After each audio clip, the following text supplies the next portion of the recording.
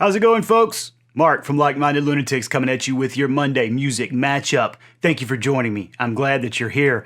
Hopefully you've subscribed to the channel at this point. If you hadn't, let me encourage you to do so. Like-Minded Lunatics is putting out a lot of different types of content, and we would love it if you stuck around. We're putting out original stories, original music, all types of stuff. And my writing partner, Todd Wright, does a segment we call Drink, Play, Swear. That's where Todd, who is a professional storyteller, he has told stories on stage all around the San Antonio area, but he tries to tell you one of his stories as he's drinking an adult beverage and playing an aggravating video game. It's a great segment. You don't have to know anything about video games to enjoy it, and I do hope you'll check it out right there. So please make sure you subscribe to the channel. All right, so what are we doing today? Well, today's going to be a little bit of a different one. I hope you're ready for it. On Friday, on the Friday night video segment, that's where I specifically look at cool music videos. I took a look at Evanescence's new video, Better Without You.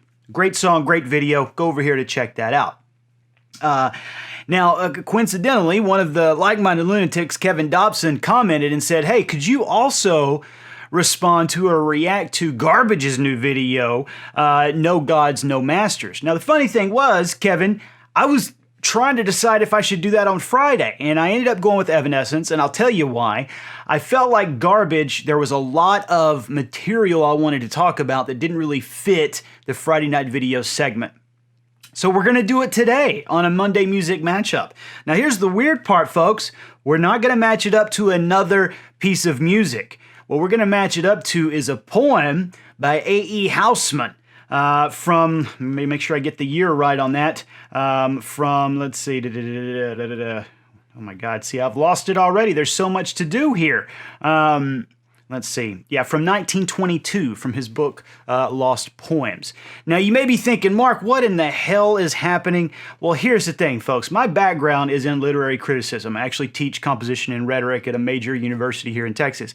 And when I saw this song come out from Garbage, No Gods, No Masters, the literary critic in here went, hey, we know that phrase. Where's that from? So here's the thing, folks. That phrase, no gods, no masters, is actually a very old phrase. It was first used in a pamphlet from a French protester, Louis Blanqui, in 1880, having to do with labor movements in France.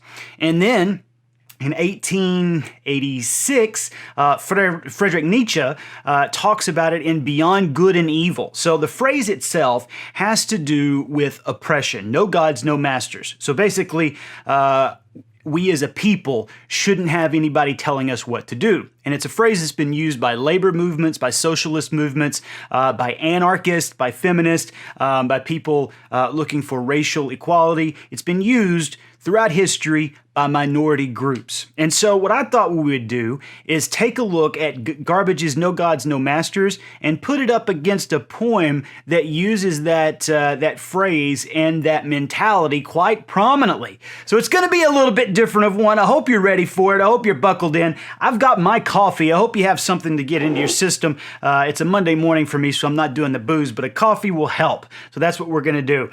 So this song from Garbage came out literally like 2 or 3 weeks ago. This was posted in April, and it's a great song, great video. Now, if you're like me, you first heard or found out about Garbage in the 90s when Stupid Girl and I'm Only Happy When It Rains came out. I remember when it came out, and the video for Stupid Girl is unbelievably beautiful. And there was something about Shirley Manson when this band came out that was really, really just compelling to me. First off, beautiful voice and just a beautiful woman. But there was something dangerous about her and something very cerebral about how she came across as a performer. And I don't know how to explain it other than that she seemed dangerously intellectual. And boy, this song really points it out. Now, about to get into the song. Hold on. The description of the music video, I think, is important. So I'm going to read this to you. This is from the actual YouTube page, and this is from Shirley Manson. I tried to make sense of the world. I was trying to make sense of left and right, literally. Why do some people vote right? Why do some people vote left? And all of that comes from a concern for ourselves, for our friends, for our families, ultimately for our babies. I was really inspired by going to Chile. I was in Santiago during the protests there, which were profoundly moving. We were driving down the streets and the whole street was covered in graffiti, like all the old museums and palaces. I was shocked. The beautiful people that I was with said, "But why are you so shocked? We are protesting human lives, and you're more shocked that property and buildings and monuments have been hurt. And in fact, human beings are being hurt, and this is what you must focus on?" That was like a slap in the face. And then she goes on to say, all these people, they have more value than a monument to slave traders, but they don't have more value in the consciousness of society. And I think it's devilish and obscene, and I want power to be dismantled and a society reimagined. So this song, God, No Gods, No Monsters, this song is about reimagining our society for the future for our children and not making the same mistakes over and over again and allowing greed to corrupt our thinking. All right.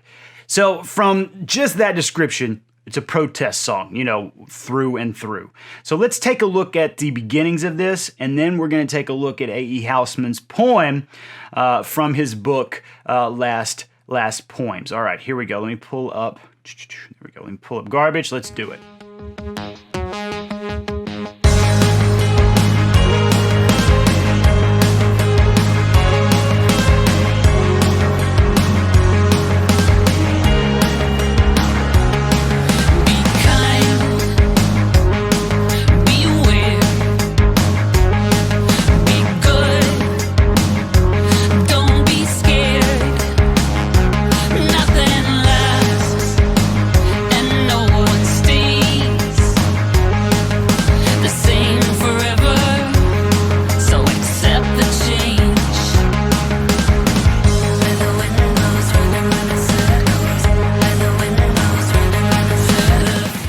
Okay, we'll stop right there.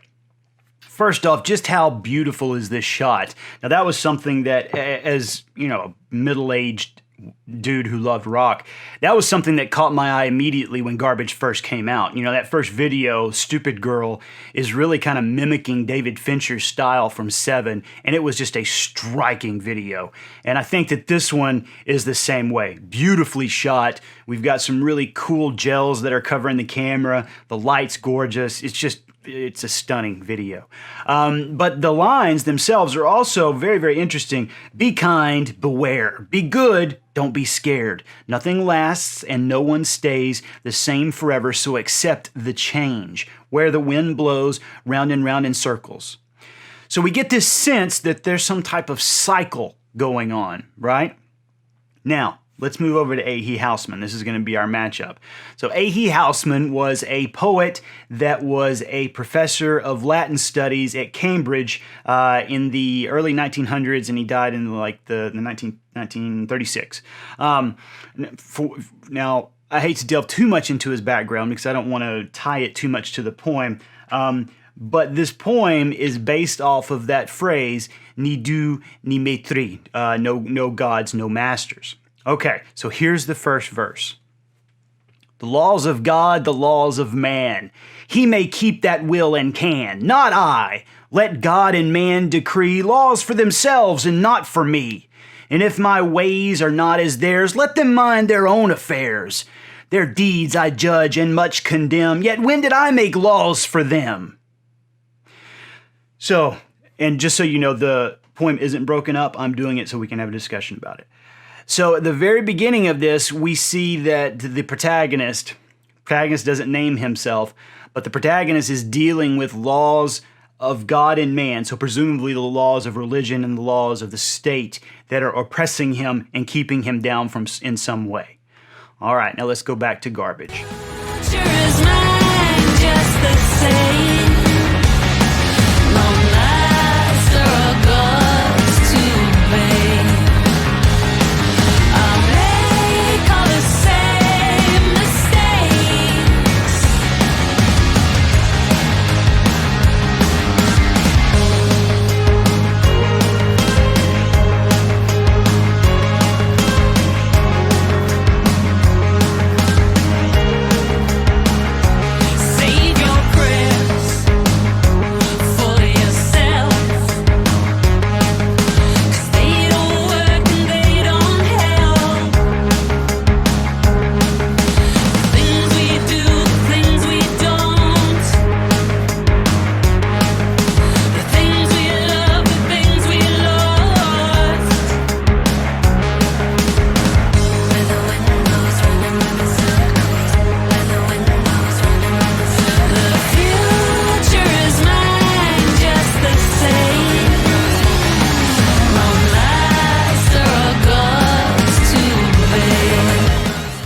Okay, so what I like about this second verse is it's save your prayers for yourself because they don't work and they don't help.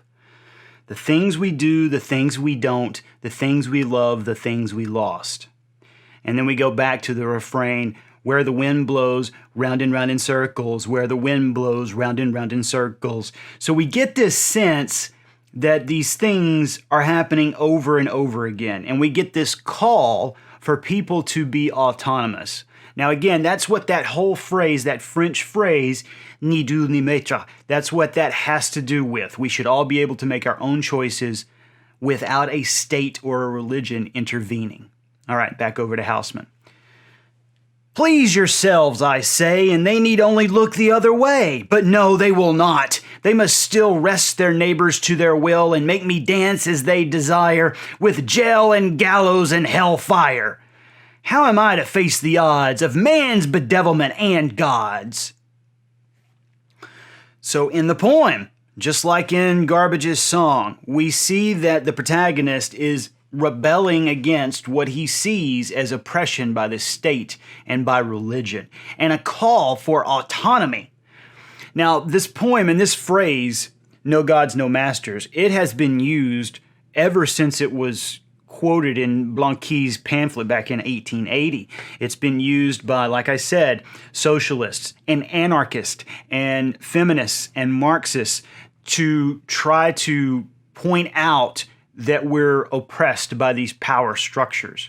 Now, the interesting thing, one of the places I remembered it from literature classes was in Nietzsche's Beyond Good and Evil. And this is something interesting to me. Nietzsche wasn't a big fan of this phrase.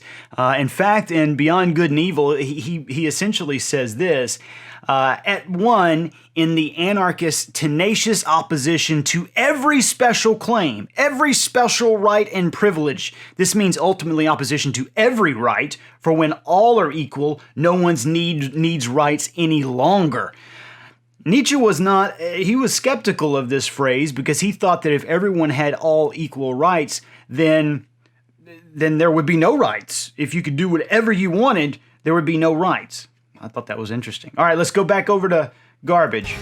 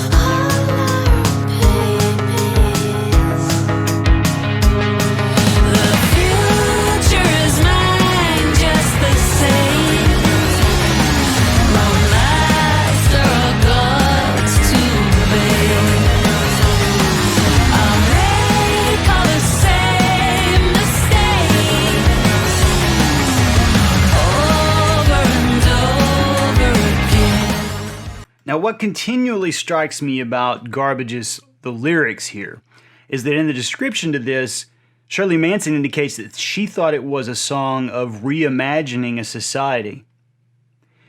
But the interesting thing is that in the lyrics, the protagonist is saying, we're going to make these mistakes over and over again.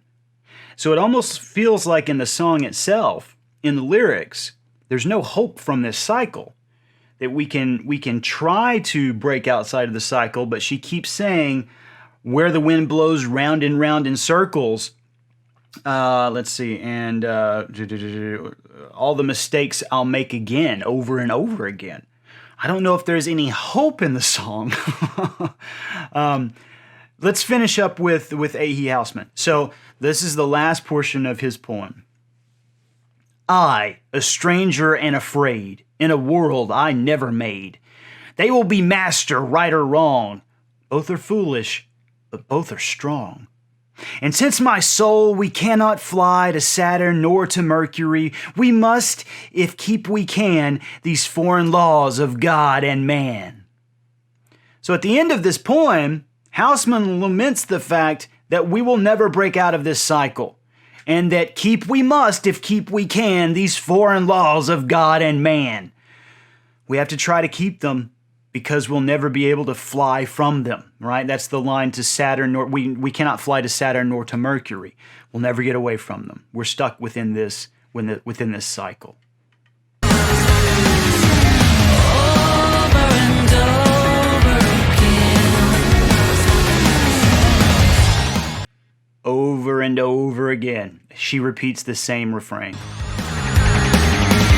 Future is mine, just the same. No master or gods to obey.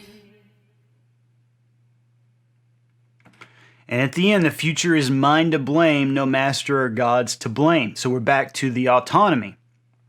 I feel like that there's a real paradox there between being in that circle anyway that where the wind blows, anywhere the wind blows, round and round in circles. There's a paradox between that and then that last line, the future is mine just the same. Both of those things can't be true at the same time. Now, the other thing that occurs to me when I compare this to Housman's poem, the other thing that occurs to me is I have been intentionally ignoring the history of A.E. Housman so that we could interpret this song in a way that feels meaningful to us. Now, if you go and you look back at the video that I did for Evanescence, or even the one that I did, I think 3 weeks ago for Deftones' new song Ceremony, you can go over here and see that. There were a number of folks who in the comments pointed out, oh, this is about what happened to the band. This is what happened to X, Y, and Z, or Evanescence. This is a reaction to their label, which is fine. That's a perfectly fine reading, perfectly valid one. But in literary criticism, especially in poetic criticism, there's something called the fallacy of intent, or the intentional fallacy. And basically what the fallacy of intent is when we try to explain a piece of art based off of either A, what the author has told us about that art, or us trying to propose what the artist intended. New critics would say this is a fallacy for two reasons. Number one, that even if the author tells you that's what the case was, there's no way for you to know that. And two, that there's no way that we can know it even if the author doesn't tell us. So even if we have that information, we have no idea if mentally that's what the author was trying to explain. And so new critics would tell us that the only thing that's important is a close reading of the actual piece of art. So with A.E. Housman was a repressed gay man, a closeted gay man who taught at Cambridge. And, he taught at a time when he saw Oscar Wilde jailed for sodomy. Reread this poem with that in mind, it changes the total meaning of the poem. So one of the things I strive to do on the channel, and I've struggled with on the channel, is how much to bring in as far as biography and history, and how much to just do a close reading of these videos and these songs. And it's a hard thing to kind of suss out. I think the last thing that I'll leave you with is something that A.E. Housman wrote himself in, this is from a lecture that he gave at Cambridge, one of the very few he gave. Oh, and by all accounts, he was a major asshole. Just a major asshole of a man. He wrote some beautiful stuff, and apparently he was an absolute expert in Latin poetry. But from all accounts from former students at Cambridge, a complete jerk to work with. He apparently refused to memorize students' names, especially female students' names, had no time for it, which is just, it's not a great way to teach. But this is what he said about poetry in Name and Nature of Poetry, a lecture he gave back in 1933. Poetry is not the thing said, but a way of saying it. Can it then be isolated and studied by itself? For the combination of language with its intellectual content, its meaning, is as close a union as can well be imagined. Is there such a thing as pure, unmingled poetry, poetry independent of meaning? Even when poetry has a meaning, as it usually has, it may be inadvisable to draw it out. Poetry gives most pleasure, said Samuel Coleridge, when only generally and not perfectly understood.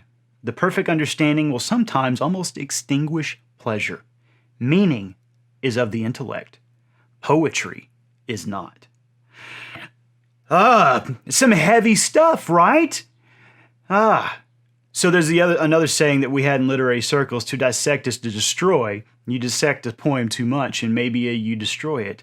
Hopefully I didn't do that for you, but I thought that this would be a cool matchup simply because Garbage has appropriated a phrase that has been around since 1880 and has been used in poetry and in music ever since. In fact, A.E. Housman's book of poems, The Shropshire Lad, has not been out of print since it was published in the late 19th century. That's how popular some of this stuff is. All right, folks. Well, this was a nerdy one. I hope you're okay with that. You know, sometimes we wear wigs and we act like jackasses, and other times we get really nerdy with some of this stuff. So I hope you enjoyed it. If you did, please leave me some comments in the comment section. I would love to see what you think about some of this stuff, the fallacy of intent, how these phrases, these aphorisms can move throughout time, the meaning of some of these things. I'd love to see your comments on it. But remember, you can always be critical without being mean. And if your comments are mean, I just throw them right in the trash, and only me and you know what kind of a crappy human being you are. So give us a thumbs up, leave us some comments, make sure you're subscribed to the channel, and take care of yourselves, folks, and I'll see you soon.